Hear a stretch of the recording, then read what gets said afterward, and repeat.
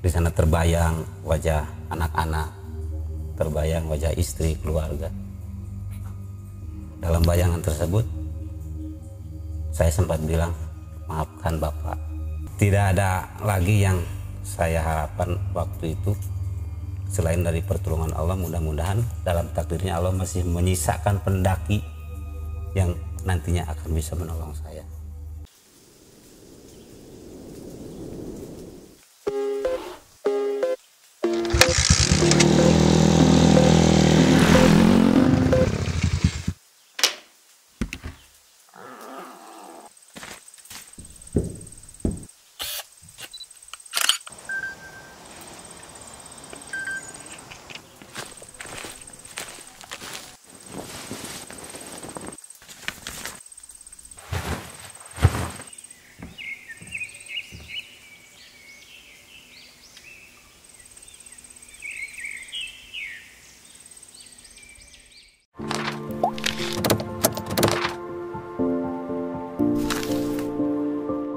Assalamualaikum warahmatullahi wabarakatuh. Kembali lagi bersama saya, Bang Ale. Dalam obrolan misteri jejak backpacker kali ini, saya sudah menghadirkan seorang narasumber yang mengalami kejadian mistis di Gunung Cikuray beberapa tahun lalu. Buat teman-teman semua, saya beserta tim Jejak Backpacker mengucapkan terima kasih yang telah mendukung dan mensupport selalu channel Jejak Backpacker. Nantikan giveaway Jejak Backpacker di subscriber 100.000.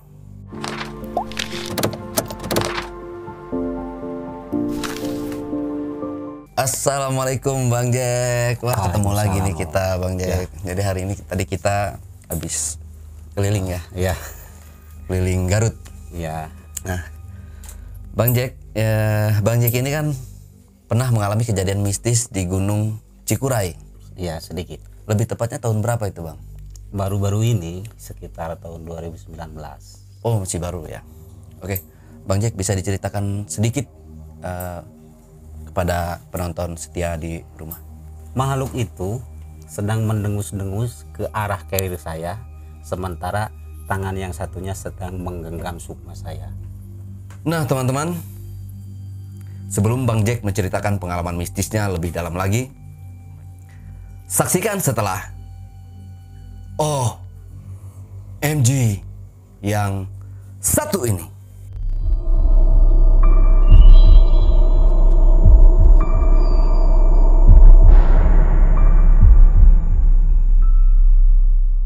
Oke Bang Jack. Oke. Sudah siap Bang Jack ya buat cerita pengalaman mistisnya di Gunung Cikuray. Ya. Mungkin Bang Jack bisa langsung aja menceritakan pengalaman mistis yang pernah dialaminya. Ya, terima kasih Bang.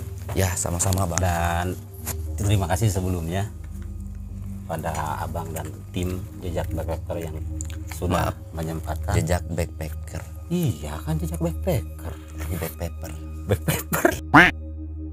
Sebelumnya saya ucapkan terima kasih kepada Abang dan tim Jejak Backpacker yang sudah jauh-jauh datang ke Garut, ke kediaman saya untuk berbagi cerita. Tentu saja saya sangat senang sekali ya Bang. Dan cerita saya ini pada waktu tahun 2019, itu 2 minggu setelah Lebaran.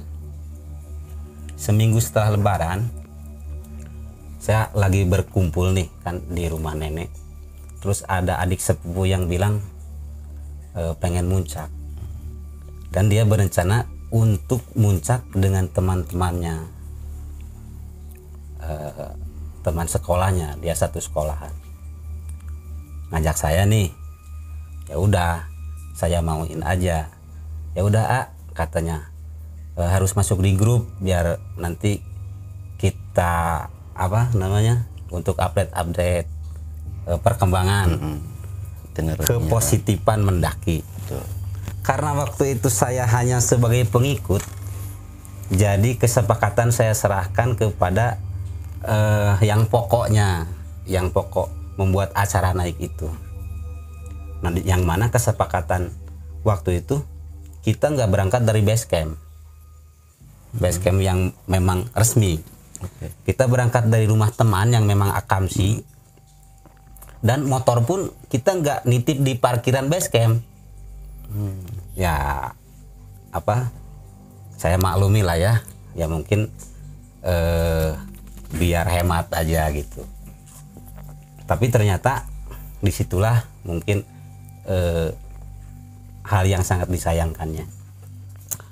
Singkat cerita, kita kesepakatan itu jam 8 kita udah harus jalan. Tapi karena ada banyak hal yang tidak diduga, akhirnya kita jalan jam 10 waktu itu. Sampai kita lupa berdoa bersama. Jalan biasa, kita kan perlu digarisbawahi kan. Tadi kita berangkat nggak dari base camp, dari rumah temen. Jalan itu melipir jalan gang ke perkampungan gitu, masuk ke jalan agak gede yang jalan menuju base camp itu. Terus itu kan posisi jam 10 ya, panas-panasnya lah ya. Lagi panas, kirain saya dekat. Kalau tahu jauh ya nggak saya iyain, mending di base camp aja kita kan, titip motor, terus kita juga terdaftar kalau nanti ada apa-apa. Itu saya kurang telitinya di situ. Setelah kita tiba di area base camp pun kita melipir ke arah utara,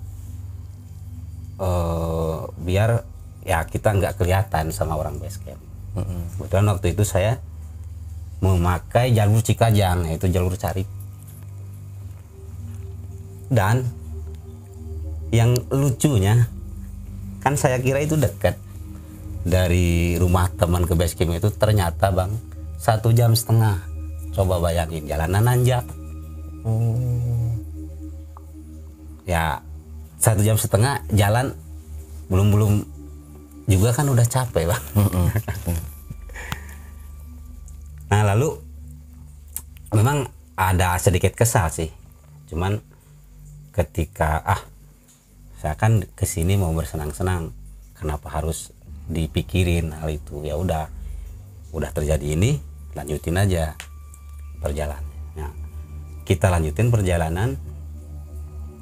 Tadinya saya inisiatif mau kumpul dulu di satu titik untuk doa bersama dulu lah, biar ya seenggaknya kita kan pergi ke tempat-tempat yang sepi. Terus ya seenggaknya kita intinya harus punya izin lah ya. Tapi karena waktu itu anak-anak juga susah ngumpulnya, sehingga saya berpikiran mungkin nggak apa-apa, akamsi ini semuanya. Jadi doa dalam masing-masing hatinya aja gitu. Nah setelah itu terus jalan, cuman agak jauhan gitu kan jalan, melalui ladang-ladang warga, masuk di hutan pinus. Setelah itu ada sungai. Di sana kita udah mulai masuk waktu zuhur. Kita istirahat dulu. Kebetulan kita bawa bekal dari rumah. Kita makan dulu, duhuran dulu. Ya kira-kira setengah jam lah ya. Jam 1 kurang seperempat kita packing lagi dan lanjutin perjalanan. Itu masih di area perkebunan kan, belum masuk hutan belantara. Jam setengah 1 terus aja jalan. Biasalah agak jauhan juga kayak tadi ya, mungkin karena memang cuaca lagi panas-panasnya kan kalau jam segitu. Terus ada juga pendaki wanita kita, jadi memang agak lambat sih. Singkat cerita, sekitar jam 4 saya tuh kan posisi paling depan, itu udah di ketinggian sekitar 2400 lebih lah, sekitar 2400 lebih, posisi paling depan. Tiba-tiba dari belakang ada yang bilang, "Bang, istirahat dulu." Oke, ya udah nggak apa-apa. Nah semua istirahat, saya nyender ke sebuah pohon. Ada pohon gak terlalu besar sih, agak besar gitu kan. Lagi nyender gitu, saya nggak lepas carrier, nyender. Tiba-tiba di belakang saya itu ada sekelebat bayangan gitu. Set, saya tengok, ternyata nggak ada apa-apa. Saya positif aja, mungkin daun atau ranting yang jatuh. Gak apa-apa, saya biasa lagi pandangan ke anak-anak lagi. Tapi tiba-tiba setelah saya menoleh lagi ke posisi semula, ada semacam angin sejuk yang menerpa tubuh dari belakang. Setelah itu ada pusing, kunang-kunang, dan di perut itu serasa bergetar. Tiba-tiba ada yang nyeletuk, "Bang, gimana kalau makan dulu?" Nah ide bagus. Ya tadi kan kita makan jam 1, ya setengah 1 lah. Ini udah hampir jam 5, udah sore. Ya cukup lah kalau untuk makannya. Lalu kita makan dulu. Saya buka lagi perbekalan. Saya makan satu suap tuh, kok rasanya nggak enak. Ke adik teh, "Ya udah dek, habisin." "Kenapa kak?" "Gak enak, kayaknya masuk angin." "Oh ya udah, pakai bab dulu." "Ya udah gak apa-apa." Saya ambil pakai bab. Anak-anak sedang makan, saya di sana hanya sebat sambil ya menunggu mereka selesai makan. Perasaan di badan tuh makin gak enak. Duh gimana nih, mau bilang saya gengsi kan. Ya maksudnya bukan gengsi yang jadi waktu itu kan saya paling tua, senior, mereka kan anak SMA. Kalau saya bilang apa yang terjadi sama saya, gengsi dong. Nah itu salahnya saya di situ. Akhirnya setelah mereka packing, selesai makan, lanjut jalan, saya juga jalan. Ya tetap posisi paling depan, cuman saya udah pakai jaket dan bab. Nah, memang kalau di Cikuray di ketinggian 24 ke atas itu dinginnya udah mulai menusuk ya Bang. Tapi ada rasa yang semakin berbeda. Dari beban yang saya bawa terasa semakin berat justru. Dan langkah pun semakin kurang. 10 langkah udah kayak capek banget. 10 langkah udah kayak capek banget. Yang tadinya di depan jadi di tengah. Yang tadinya di tengah jadi paling belakang. Dan yang tadinya paling belakang jadi lebih jauh. Karena saya kan ngelangkahnya nggak seperti tadi.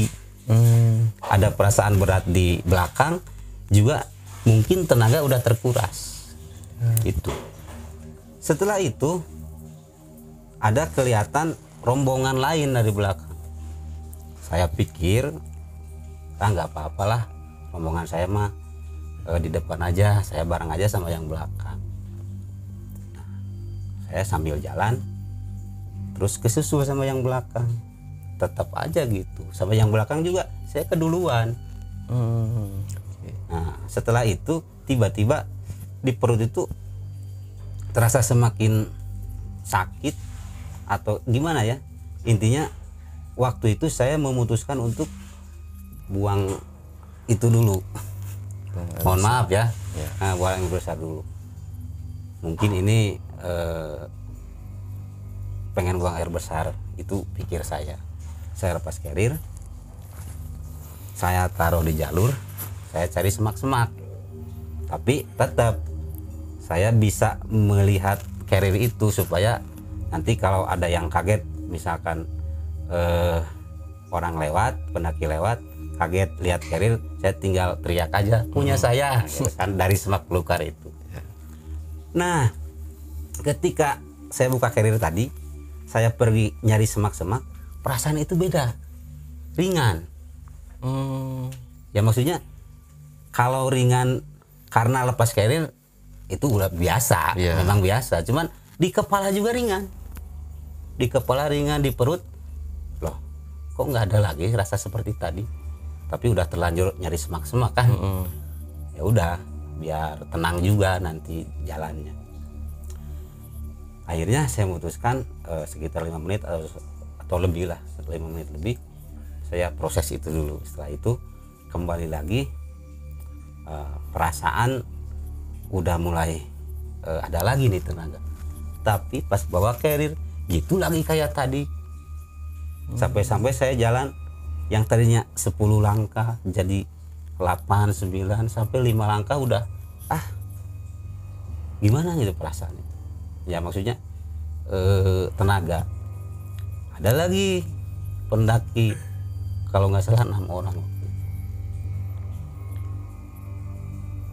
Sebelum saya kesusul sama pendaki itu udah terdengar suara azan, masih berarti udah masuk maghrib ya. Nah biasa kita kalau berpapasan kan sapa-sapaan biasa lah ya sama pendaki lain. Ya bang kita bareng, dia bilang ya udah bareng aja. Tapi ya yang namanya saya udah lemah, gak bisa kesusul juga, sampai semakin lemah di satu tanjakan sambil nikung gitu. Yang 4 itu udah nggak kelihatan, tapi yang 2 masih kelihatan.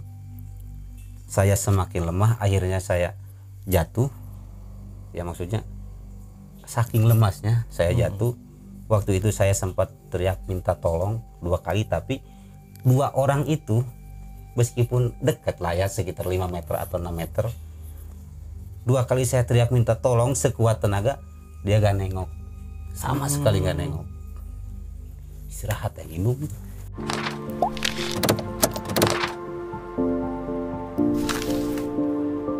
Dengan sekuat tenaga saya langsung lepas carrier.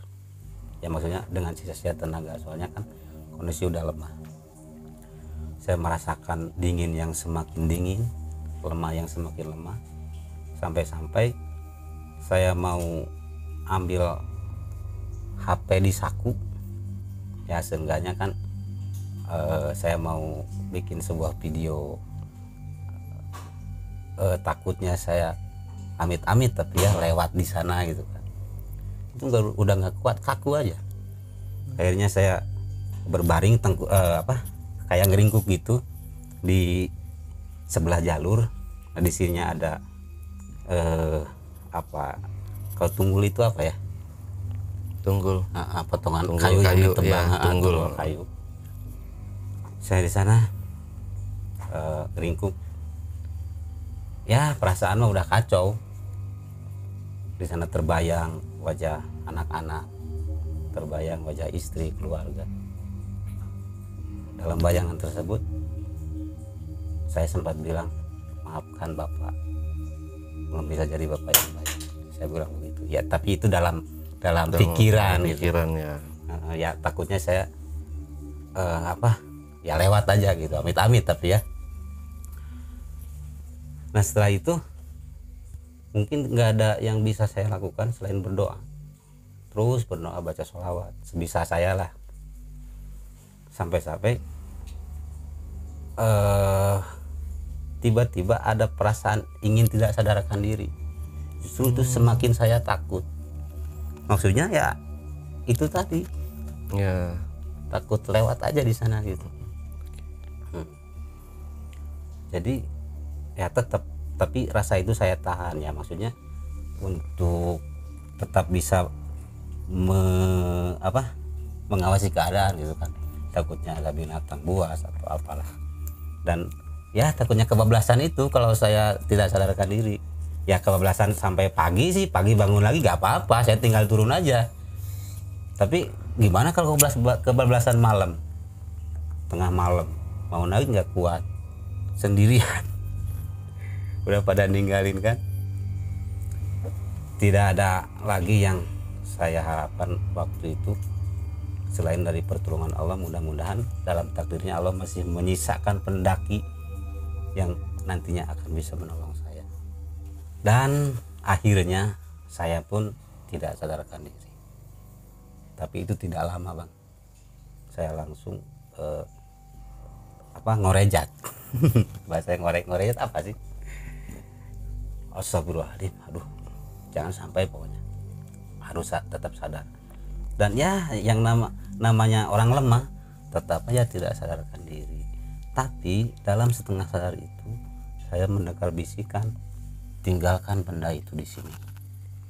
Suaranya saya pernah kenal tapi saya lupa dan tidak bisa sampai mengingat karena ya keburu tidak sadar tadi. Nah setelah itu entah beberapa jam atau menit saya tidak sadar, saya dikagetkan, disadarkan oleh suara kayak perempuan ketawa gitu, gimana? Nah gitu, tapi agak jauh suaranya. Waduh, saya kaget, saya takut. Wah, gak salah nih. Pikiran udah ke situ. Ya maksudnya biasanya kan kalau ada ketawa gitu ada kuntilanak atau apa kan. Iya. Saya takut sampai saya tidak bisa tidak berani membuka mata waktu itu.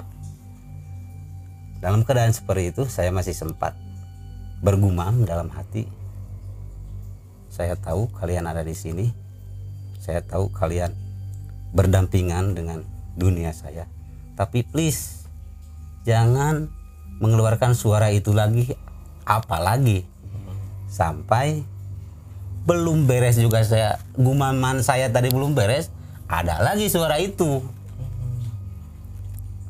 agak dekat tapi diikuti sama suara lelaki.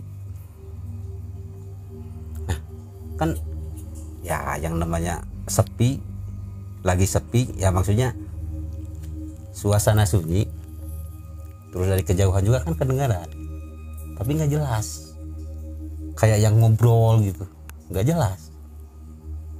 Saking takutnya saya di sana pada waktu itu, akhirnya saya usahakan untuk membuka mata. Pas mata saya buka, gelap yang segelap-gelapnya, tak terlihat apapun. Biasanya meskipun kita di tengah hutan belantara, dari sela-sela pohon itu kan ada semacam bias-bias gitu. Apalagi 2 minggu setelah lebaran harusnya itu purnama kan, 2 minggu setelah Idul Fitri harusnya bulan purnama tanggal 14 kan. Ini mah gelap yang segelap-gelapnya. Wah, pikiran udah kemana-mana. Ya saya pikir saya udah di alam lain gitu, tapi saya berusaha untuk menggerakkan badan. Alhamdulillah udah bisa gerak waktu itu, cuman masih lemah. Saya nengokin ke atas, mungkin posisi saya tadi ke bawah gitu, makanya gelap. Pas saya nengok ke atas ada serak gitu di kuping. Loh, apa ini? Setelah saya tegaskan, saya rasa, loh, ini kayak sleeping bag. Saya raba-raba, ada kepala resletingnya. Oh iya, kenapa saya jadi ada di sleeping bag? Kan kaget saya. Nah setelah itu ada lagi suara makin dekat tapi nggak jelas. Suara ketawa perempuan sama laki-laki itu tapi nggak jelas. Saya makin takut di sana. Tapi setelah saya memutuskan untuk buka resleting karena memang ngap juga ya, suara itu berhenti, tiba-tiba berhenti. Pas saya buka resleting, saya melihat cahaya langsung mengarah ke mata saya, dan tentu saja saya merasa silau kan. Dalam kesilauan itu saya melihat ada 2 siluet sosok makhluk yang mungkin perspektif ya, waktu itu saya lagi baring kan, jadi kalau lihat ada makhluk berdiri tuh kayak tinggi besar gitu. Nah barulah saya di sana tenang Bang. Ternyata mereka juga pendaki. Mereka kaget. Ada apa? Pas lihat saya pas lihat sleeping bag mereka kaget. Apaan itu? Dia langsung diam. Tadinya mau balik kanan. Mereka juga mau balik kanan. Karena memang takut mungkin ya. Tapi mereka malah terdiam dan terus menyorot kepada saya sehingga saya tadi silau. Ya itu juga saya tahu setelah saya ngobrol, setelah saya ditolong sama mereka. Ya ada upaya semacam manasin air atau apalah. Setelah itu kan saya ngobrol dulu nih. Tahu Bang, tadi saya kaget. Saya kira Akang itu hewan buas atau jin penunggu di sini. Sampai-sampai teman saya nih yang cewek katanya baca-baca gitu. Tapi ampun-ampunan gitu. Ya sama saya mah kan gak kedengar, dan memang agak jauh sekitar 4 meter 5 meter gitu. Nah balik lagi ke yang tadi ya. Ketika mereka tahu saya ini ya manusia gitu. Mereka tanya, Kang kenapa? Ya saya kasih tahu aja apa yang saya alami waktu itu. Setelah saya kasih tahu, dia tanya, sekarang gimana? Dalam keadaan seperti itu masih aja saya belaga kuat gitu kan. Saya bilang ya kalau mau jalan lanjut aja nggak apa-apa. Tapi saya titip pesan nanti kalau ada tim saya cari adik sepupu saya kasih lihat fotonya. Nah ini orangnya. Bilang sama dia, kakakmu gak kuat sampai ke atas. Kalau bisa tenda bawa lagi ke bawah, kemungkinan nenda di bawah. Saya bilang gitu. Tapi apa yang dia bilang Bang coba? Aduh Bang saya gak tega dengan keadaan abang seperti ini. Gimana aja kalau gini bro, dia bilang ke temennya. Lu sama temen lu cewek naik dulu ke atas, cari saudaranya. Nah sementara gua sama temen cewek satunya lagi usahain gimana caranya supaya si Akang ya agak membaik gitu kan. Waduh, makasih banget, itu dalam hati. Iya, tadinya kan saya berlagak sombong, padahal dalam hati jangan tinggalin saya gitu kan, bantu saya gitu di dalam hati. Tapi ya namanya jiwa apa ya gitu ya, pendaki ya nggak mungkin lah mereka meninggalkan orang yang dalam kesusahan seperti itu. Iya.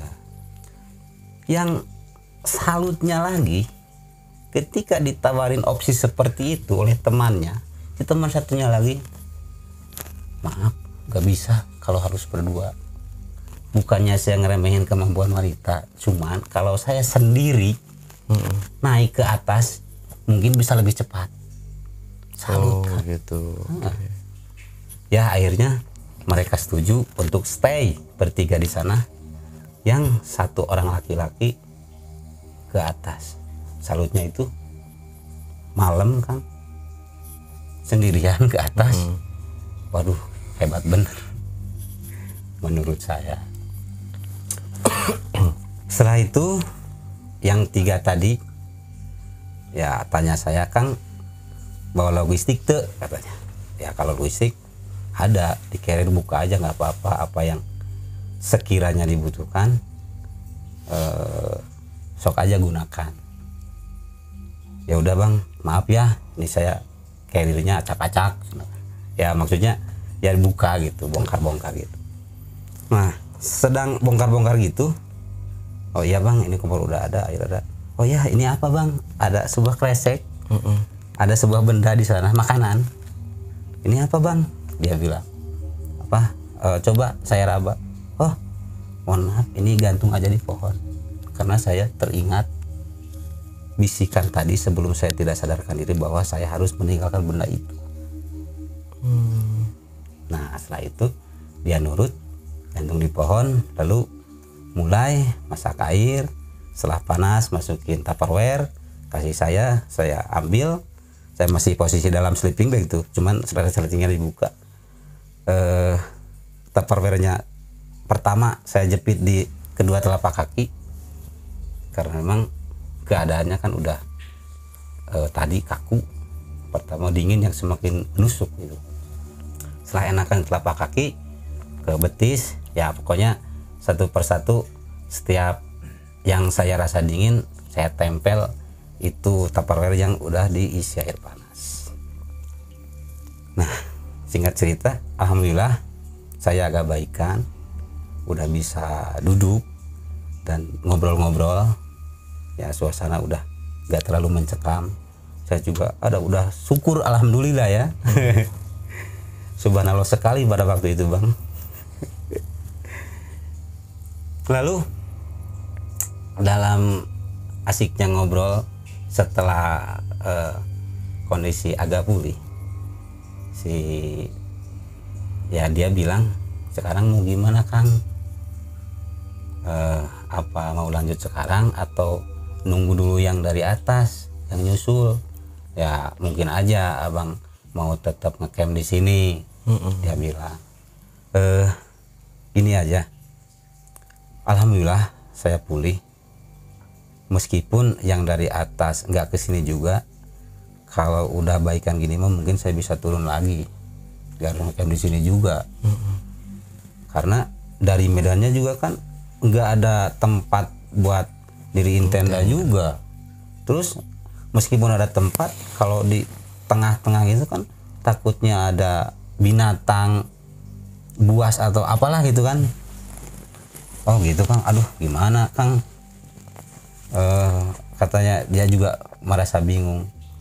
Ya udah nggak usah bingung. Mungkin saya berubah pikiran, nanti saya akan ke atas juga. Ya syukur-syukur saya bisa bertemu di jalan dengan, kalaupun ada yang nyusul saya ke sini. Sok aja. Udah berhubung udah malam, kalau mau duluan mah duluan aja. Ya udah Kang kalau gitu mah maaf nih saya nggak bisa menyertai Akang sampai Akang benar-benar atau ya pulih gitu kan. Nggak apa-apa, saya bilang segini juga udah makasih, saya udah ditolong. Pokoknya sebab kalau sebabnya kalau nggak ada sebab dari mereka, nggak tahu gimana saya waktu itu. Setelah itu saya juga sempat packing lagi barang-barang kan, sempat ganti baju dulu, sempat sebat dulu. Dan dalam waktu saya sebat itu, saya kan agak memikirkan juga ya apa yang telah saya alami tadi. Tiba-tiba ada yang manggil nama saya, Kang Hasan, Kang Hasan. Nah gitu, itu kan suaranya arah dari atas. Ya saya jawab aja karena ya saya sudah tahu mereka itu pasti yang nyusul saya. Soalnya kan ya yang namanya tadi kita setim ngobrol-ngobrol, seenggaknya kita mengenal satu persatu suara orang itu kan. Lucunya yang nyusul itu bukan sepupu saya, malah ya teman yang baru kenal hari itu. Jadi temannya sepupu saya. Saya kaget dong, kemana adik saya? Oh itu lagi diriin tenda. Gak apa-apa Kang, dia mah mungkin kecapean, saya aja saya masih mampu. Oh iya Kang, jadi gimana?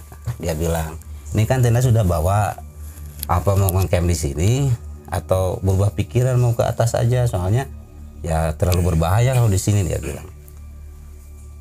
Ya saya juga kayaknya mau ke atas aja, tapi tolong bawain bawaan saya, dan mohon maaf nanti jalannya juga agak lambat-lambat, soalnya kan yang namanya baru pulih, baru enakan, nggak baik kalau langsung diforsir lagi gitu kan. Nah setelah itu biasa berangkat lagi ke atas, tapi dengan pelan-pelan. Jam 11, sekitar jam 11 saya nyampe di puncak akhirnya. Ketika nyampe, saya masuk tenda. Sebelum tidur istirahat, saya suruh adik saya untuk memasak sesuatu. biar nanti ada yang bisa dimakan lah ya.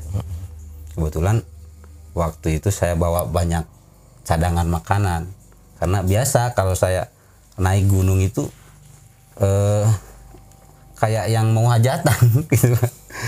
Apa aja yang sekiranya bisa dibawa dimasukin carrier dan dibawa. Bumbu dapur, terus untuk camilannya juga, untuk makanan penutup, ya pokoknya lengkap lah biasanya kalau mau itu juga. Nah, sekitar jam 12 lebih saya dibangunkan sama adik. Ini udah mateng, makan dulu. Oh ya, saya makan dulu. Beberapa menit selesai makan, minum, tidur lagi. Hingga subuh, bukan subuh, pagi 5:30 saya bangun. Alhamdulillah udah semakin enakan badan, semakin setelah itu saya coba buat sarapan sampai jam 7, makan lah biasa seadanya, 7:30 biasa. Saya udah bisa foto-foto lagi, manjat pohon, bawa bendera tuh, nanti ada fotonya saya kasih lihat. Enak aja gitu, kayak yang nggak ada kejadian apa-apa semalam. Nah, padahal kan jelas-jelas tadi malam kondisi saya sebegitu memprihatinkannya. Dingin yang semakin dingin, kaku juga nggak bisa bergerak, udah lemas aja, nggak tahu lemas, nggak tahu kaku, intinya nggak bisa digerakin. Tapi siang itu kayak yang nggak apa-apa, biasa sehat, aja, pulih iya, udah ya. iya. Dan singkat cerita, sekitar 12:30 saya turun. Biasalah sebelum turun kita foto bersama dulu. Turun biasa ada badan udah agak pulih. Dan di tempat yang semalam saya kejar itu, si benda itu masih ngegantung di pohon. Karena saya rasa sayang kalau ditinggal di sini, saya ambil lagi, bawa lagi ke bawah, sampai perbatasan sungai.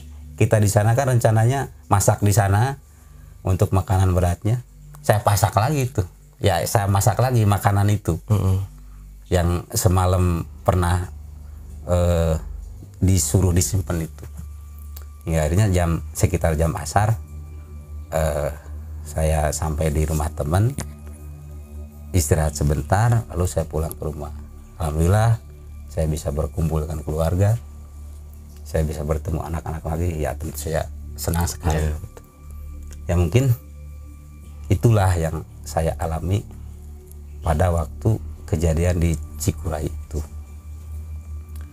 Ya saya mencoba berpikir dengan logika ya,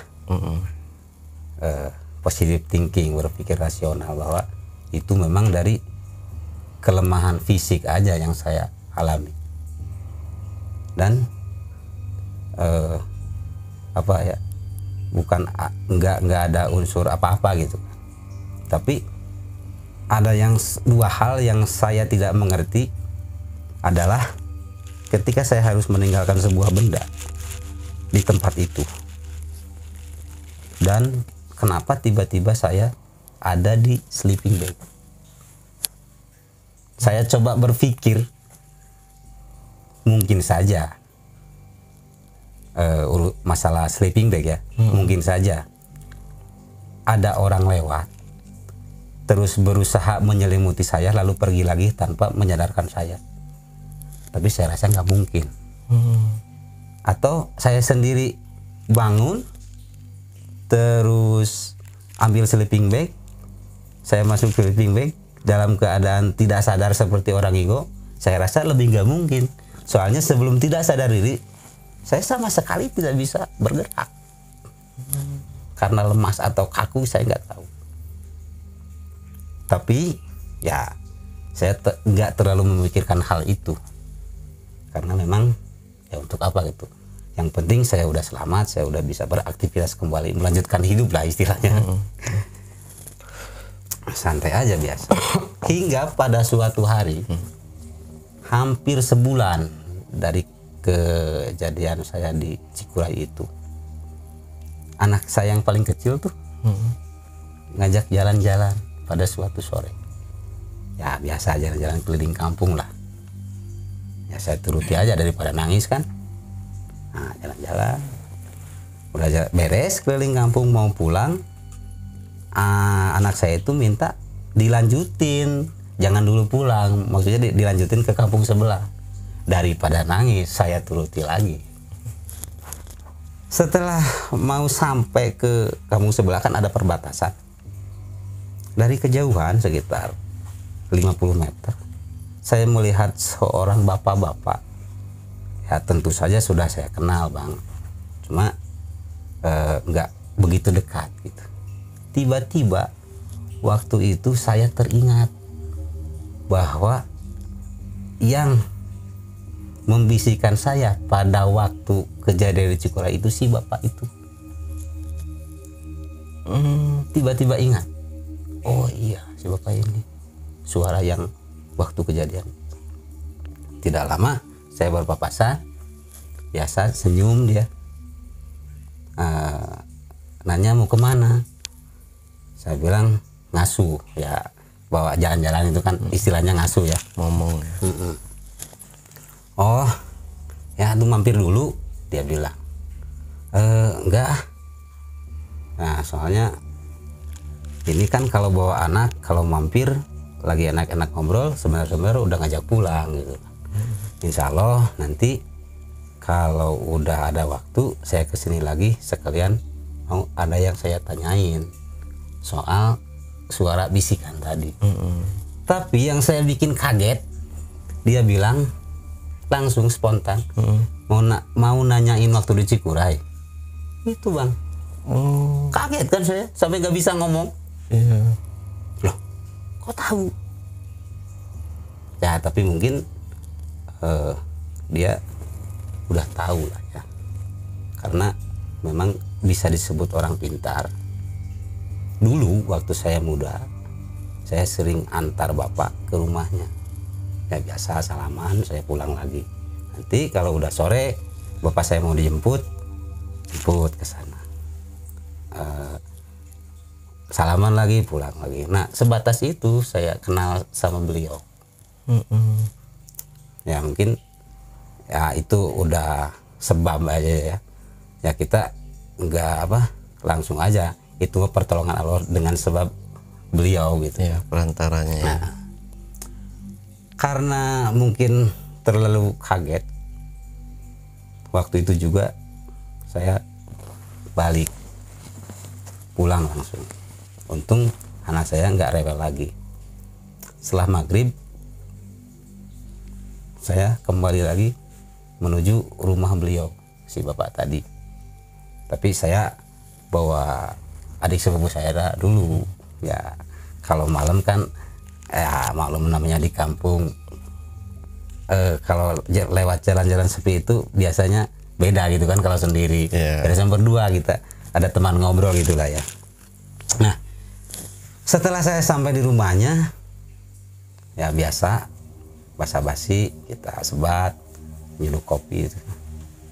Lalu saya bertanya tentang ya tadi yang mau saya tanyakan. Dan pada waktu itu beliau menjelaskan semua apa yang terjadi pada saya. Jadi intinya pada saat itu ya saya baru tahu pada saat itu apa yang sebenarnya terjadi. Saya kan luput nih. Saya berpikir itu semacam penyakit ketinggian aja.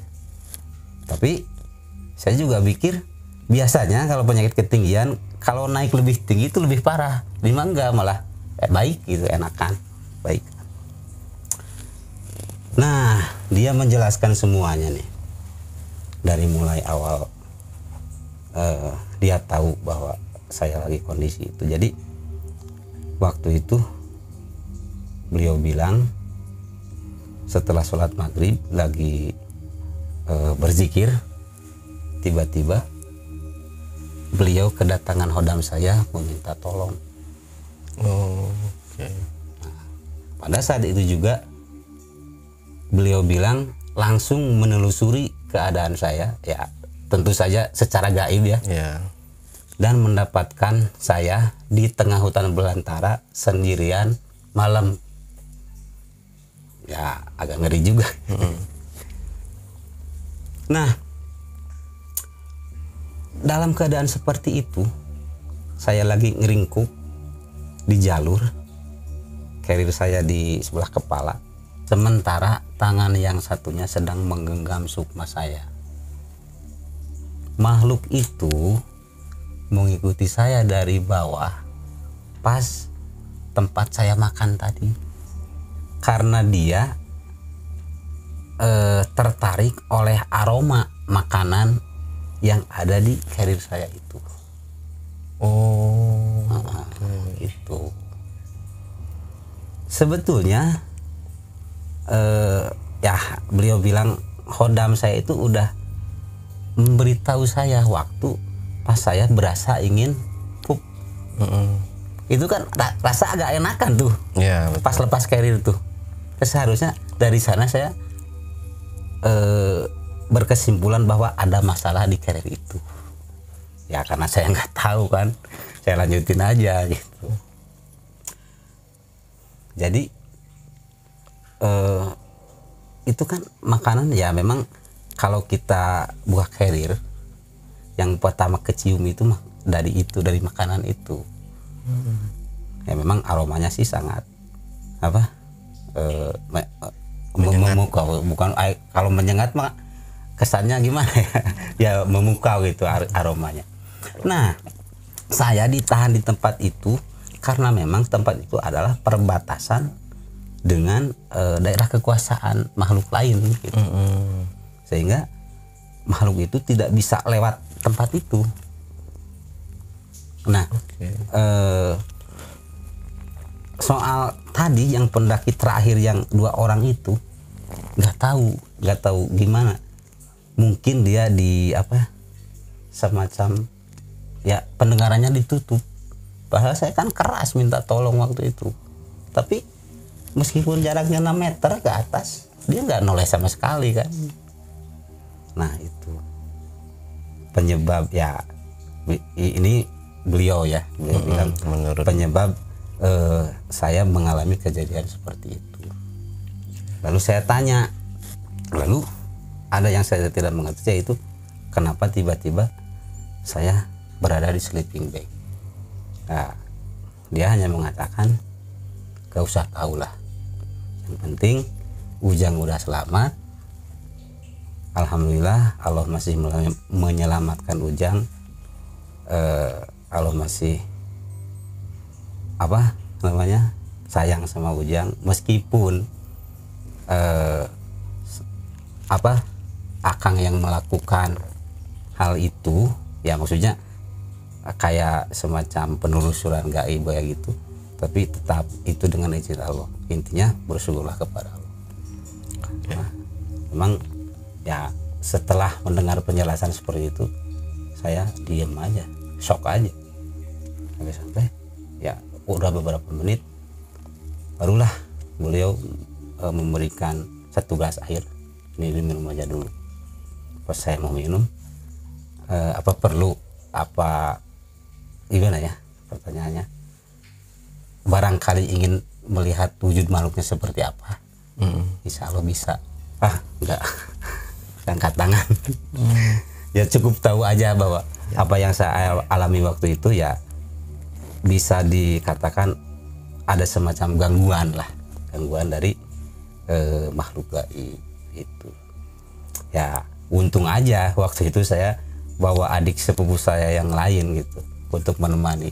Misalnya nggak ada yang menemani saya waktu itu ya, kemungkinan besar saya nginep di situ, karena justru yang saya bikin merinding semerinding-merinding itu waktu saya tahu penjelasan dari beliau itu, Bang. Nah terus saya tanya lagi soal waktu kan yang jadi saya penasaran itu waktu kenapa saya harus menyimpan benda itu. Nah itu jadi si makhluk itu tertarik dan mau gitu. setelah si kresek itu digantung, sebetulnya itu makhluk itu udah nggak mengganggu saya. Dia menghampiri kresek itu, benda itu, dia mengambil sarinya lalu pergi. Makanya pas saya pulang dari puncak tuh, itu kresek masih ada. Saya bawa lagi, saya masak di bawah. Ya, cuman rasanya nggak enak. Beda aja, kayak nggak ada sarinya gitu. Nah, gitu. Ya, sudah tahu gitu, ya, tentu saya berterima kasih pada beliau dan ya maksain pulang karena memang udah malam juga sih. Bang Jack, itu yang di dalam plastik, jadi penasaran jadinya dengan isi dari dalam plastik tersebut. Sebenarnya yang Bang Jack bawa itu selain makanan ada benda-benda lain nggak itu di dalam plastik kresek itu? Oh tidak, ya selain makanan paling benda yang bisa dibakar, rokok, nggak ada lagi ya. Pakaian pasti ada, pakaian ganti kan. Terus jadi perlengkapan tidur itu yang si jin atau makhluk itu yang menginginkan banget itu benda plastik itu ditinggalkan itu karena isinya rokok atau bukan makanan. Apa perlu saya kasih tahu spesifiknya itu benda? Iya, bisa, boleh Bang. Jadi itu adalah jantung pisang, Bang. Oh. Saya kalau ke gunung biasa bawa jantung pisang mentah ya untuk dimasak di atas. Karena memang karbohidratnya tinggi. Jadi selain bagus untuk tenaga, ya memang antioksidannya juga tinggi gitu. Ya itu menurut medis ya. Saya juga katanya. Kalau belajar medis langsung ya enggak. Jadi mereka suka ya makhluk-makhluk astral gitu? Ya mungkin ada yang suka ada yang enggak. Enggak tahu lah ya. Yang jelas menurut penjelasan beliau itu sebab saya diganggu itu. Jadi pas saya nyender itu ke pohon, nah itu mulai katakanlah petaka. Mulai petakanya dari sana. Pas ada sekelebat gitu kan. Kelihatan oleh sudut mata ada sekelebat bayangan ke belakang, ke arah belakang, dan mulai saat itu rasa juga udah berbeda. Saya bilang tadi kan merinding, ada angin sejuk, mata pusing dan bergetar di perut itu. Jadi kalau yang untuk yang tiba-tiba udah di dalam sleeping bag itu si mbah atau si kakek ini nggak menceritakan ya. Dan saya juga nggak berani sampai sedetail itu. Ya mungkin beliau anggap itu sebuah privasi ya yang ya gak usah tahu lah. Intinya yang penting Ujang udah selamat, meskipun bapak yang melakukan, tapi ini dengan seizin Allah dan bersyukurlah kepada Allah. Berterima kasihlah kepada Allah, jangan kepada bapak. Dia bilang begitu. Oke, Bang Jack, tambahan sedikit mungkin Bang Jack buat teman-teman di rumah nih terakhir. Ada pesan dan kesan mungkin yang mau disampaikan? Ya, tentu saja. Gini ya, menurut pengalaman saya tadi, intinya waktu itu saya terlalu sombong. Pertama, saya gengsi. Gengsi kan bagian dari sombong. Ya. Bagian dari kesombongan. Maksudnya, saya nggak berani bilang ke anak-anak. Padahal kalau saya bilang, mungkin ceritanya lain. Ya ada semacam diskusi lah untuk mencari jalan keluarnya gimana dengan kondisi seperti itu. Dan kedua, sombong saya sempat menyepelekan doa. Maksudnya saya memang tadi kan kita meleset nih, berangkat maunya jam 8, tapi karena ada salah satu peserta yang telat kayak jam 10 sampai lupa berdoa bersama. Memang dalam hati ya bisa aja lah doa sendiri-sendiri, akam si ini gitu kan, ya mudah-mudahan nggak apa-apa. Justru mungkin waktu itu kurang lengkap kalau doa sendiri-sendiri, karena beliau juga bilang, sempat menjelaskan tentang sebuah kekuatan yang dihasilkan dari doa. Jadi ada semacam energi Kalau di pendaki-pendaki lain energinya itu kata beliau nyatu gitu. Biarpun agak berjauhan tapi dia bentuknya elastis, bisa menaungi semua pendaki. Beda sama di tim kita. Ini cenderung pisah-pisah karena mungkin tadi doanya kan sendiri-sendiri. Dia juga sempat menjelaskan hal itu. Dan itulah. Maka ya bagi saya pribadi sih peristiwa itu menjadi sebuah pelajaran yang sangat berharga, Bang. Berharga banget. Ya intinya saya juga tidak mau pemirsa di rumah mengalami hal seperti itu. Makanya jangan bersifat sombong seperti saya waktu itu. Oke, Bang Jack, terima kasih atas waktunya. Sama-sama, Bang. Nah, JPKers, itulah tadi obrolan misteri jejak backpacker bersama Bang Jack Hasan. Jangan lupa untuk selalu support channel Jejak Backpacker. Subscribe, like, komen, dan share video-video YouTube Jejak Backpacker. Untuk teman-teman, jangan lupa selalu saya ingatkan, di subscriber ke 100.000 kita akan mengadakan giveaway. Tunggu kejutannya dari Jejak Backpacker. Wassalamualaikum warahmatullahi wabarakatuh. Waalaikumsalam. Oke Bang Jack, terima kasih nih buat waktunya Bang Jack. Sama-sama, Bang. Wassalamualaikum.